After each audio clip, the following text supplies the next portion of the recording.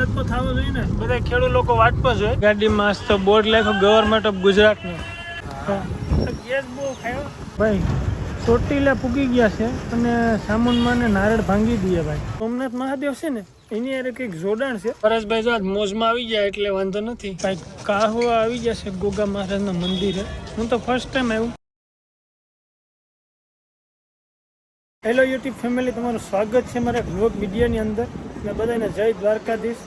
ને અત્યારે આપણે જઈ રહ્યા છીએ અમદાવાદ અને ગવર્મેન્ટની પણ ગાડી છે આપણા ભેગી ને એક આપણી પાછળ અર્ટિગા પહોંચી ને આ બધા સ્ટાફના માણસો છે. કેમ છો? મજામાં બધા? બસ બધા મજામાં આવો. અને આ રીતના બધા હસી મજાક કરતા કરતા જઈએ ભાઈ.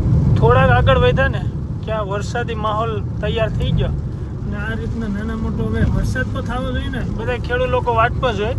એટલે ધીમો ધીમો વરસાદ રાજકોટ ડિસ્ટ્રિક્ટ એટલે કે જેતપુરને આડેગાડે વરસાદ જેવું છે. આગળ તો હવે આગળ કઈ રીતનો વરસાદ હોય એ તો આપણે પણ ખ્યાલ નથી. ગાડીમાં આજ તો બોર્ડ લખ્યું ગવર્મેન્ટ ઓફ ગુજરાતનું. તો સારું કહેવાય, આપણે ધીરે ધીરે પ્રગતિ કરતા હોય.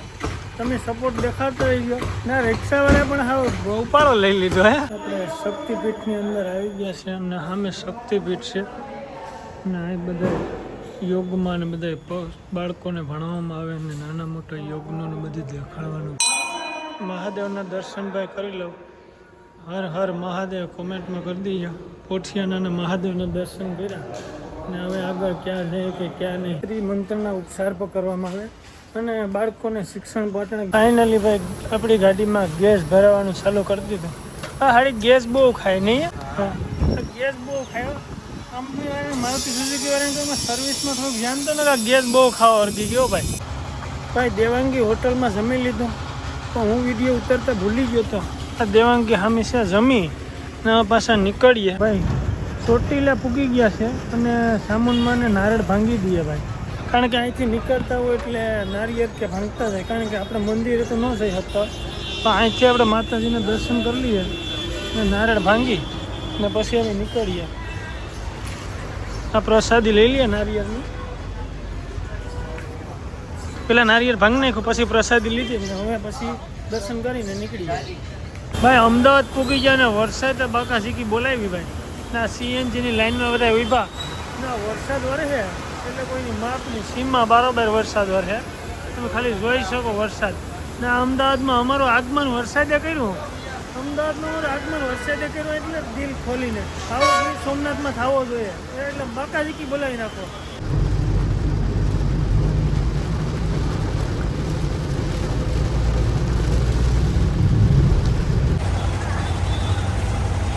જમવામાં બહુ ટાઈમ લાગી ગયો અને અમારા બધાને બહુ મોડું થઈ ગયું એટલે હાલો હવે જમી લઈએ. હવે તમે પણ જમવા. બીજા દિવસની સવાર થઈ ગઈ છે ને બધાને ગુડ મોર્નિંગ. અને આપણે અતિથિ ભવનમાં રોકાયા હતા આ ભગવત શ્રી વિદ્યાપીઠના ને બહુ મસ્ત મજાનું બહુ જગ્યા પણ છે ને આ નાના મોટા પંખીનો અમદાવાદની અંદર કલરવ આવી અમદાવાદની અંદર જગ્યા જોવા મળે એટલે બહુ નેચરલિટી. અને હવે આગળ જઈએ મહેસાણા બાજુ. મહેસાણા આવી ગયા છે ને ભાઈ. મહેસાણાની ગરમીઓ ને જે મહેસાણામાંથી હોય કોમેન્ટ કરવાનું ભૂલતા નહીં. હા સામે આપણે સમિતિ કે મંડળીની બજાર છે આપણે તમને બતાવી દઉં. એટલે મહેસાણાના લોકો મને વેલકમ કરજો અને હું મહેસાણામાં થોડી વાર રોકાવાનું છે ભાઈ. વિસનગરનું સિટીનું સર્કલ આવી ગયું છે તો પરદેવ અહીંથી કઈ સાઈડ જવાનું છે ભાઈ? અહીંથી સીધું જવાનું. વાહ વાહ, અહીંયા રસ્તો જોઈએ એટલે મને સીધો બતાવે ભાઈ. એટલે પરેશભાઈ જો મોજમાં આવી જાય એટલે વાંધો નથી. ઘર બર નથી સાંભળતું ને? ના ફરવાનું જ છે ને આજ તો પૂરેપૂરું. દહક દી ફરી નહીં કા? દહક દી ફરવાનું કે ફરી નાખ છે આજ તો પૂરેપૂરું. ગેટ તો બંધ લાગે હે. જોઈએ આગળ ક્યાંથી જવાય એ તમને બતાવતા રહે. વાડીનાથ મહાદેવના મંદિરનો ગેટ છે ને નવો બનતો હતો ને એ સાઈડ થયા હતા એટલે આ વિસનગર સાઈડ આવ્યું. અમદાવાદથી આગળ વિસનગર આવે ને એ સાઈડ. તો આજે આપ તમને વાડીનાથ મહાદેવના દર્શન પણ કરાવી ભાઈ. આ વાડીનાથ મહાદેવનું મંદિર છે ને આપણે સોમનાથ મહાદેવ છે ને એની યારે કંઈક જોડાણ છે. 12 જ્યોતિર્લિંગમાં આ જ્યોતિર્લિંગને બધીમાં પેઢે પગે લગાડી ને અમરનાથ તો હેલિકોપ્ટરમાં લઈ ગયા હતા. એ શિવલિંગ છે ને પછી અહીંથી આ મહાદેવની સ્થાપના કરવામાં આવી. એટલે તમને અંદરથી પણ કેમેરો અલાઉડ હશે ને તો દર્શન કરાવે. મંદિરમાં આવી જાય ને મોબાઈલ અલાઉડ છે, એટલે દર્શન તો તમને પણ કરાવી દો. વાડીનાથ મહાદેવના દર્શન પણ કરી લો અને તમે પણ કરી લો.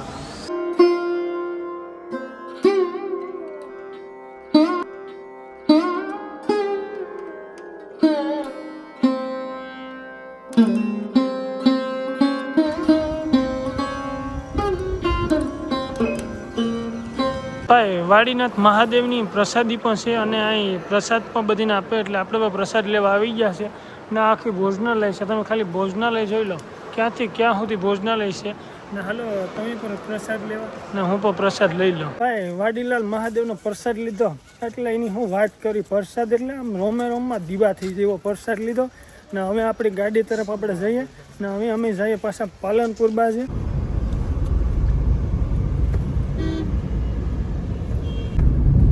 વાહ ભાઈ વાહ, બનાસકાંઠાની ગાયું એટલે આ મહેસાણાની બનાસકાંઠા ક્યાંથી ડાયરેક્ટ આવી ગયું. વાહ ભાઈ, મહેસાણાની ગાયું ને એટલે આખા ઝુંડ જોવા મળે. હો ભાઈ આપણે આવી ગયા છે પાલનપુર ને આપણે બધી ઓફિસના કામ બધી પૂરા થઈ ગયા અને હવે પછી પાછા નીકળવાના છે અમદાવાદ તરફ. ભાઈ સિદ્ધપુર પૂગ્યા ને વરસાદે બાકા શીખી બોલાવી ને સામે ખોડિયાર છે ભરૂચવાળા, એટલે ગીર સોમનાથમાં ખોડિયાર નાખી ને એ જ લોકો છે સામે. કાંઈ વાંધો નહીં, ચા પાણી પીવાની આગ્રહ બહુ કર્યો તો આપણે ચા નથી પીધા. ભાઈ આપણે પાલનપુરમાં ટ્રેક્ટરના ડેલામાં આવી ગયા ને ભાઈ ટ્રેક્ટર જોવા મળે એટલે આવું નવા બધા ખેડૂત લોકોને પણ કામનું છે નાના મોટું. અને આપણે ભાઈ એક બે ટ્રેક્ટરની વિઝિટ કરીએ.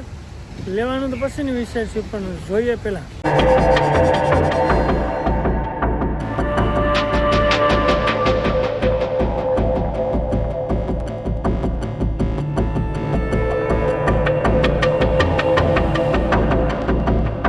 કાહવા આવી જશે ગોગા મહારાજના મંદિરે. હું તો ફર્સ્ટ ટાઈમ આવ્યું ને આપણે ભેગા મળીને દર્શન કરીએ એનો ગેટ ને બધી તમને બતાવું. આ ગોગા મહારાજનો ગેટ છે અને કાહવા મંદિર છે, અંદર જઈને દર્શન કરાવું. ગોગા મહારાજના મંદિરમાં આવી જા ને તમે પણ દર્શન કરી લો ને હું પણ દર્શન કરી લઉં. અરે હું તો ફર્સ્ટ ટાઈમ આ જગ્યા ઉપર આવ્યો એટલે એની હું વાઇબ આવે એટલે કાંઈ ઘટે નહીં. ને આ ગોગા મહારાજનું બહુ નાનું મોટું રહસ્ય પણ છે. આપણે એવી બધી રહસ્ય ખબર નથી પણ તમને આ માધ્યમથી દર્શન તો કરાવું અને તમે પણ દર્શન કરી લો અને હું પણ દર્શન કરું.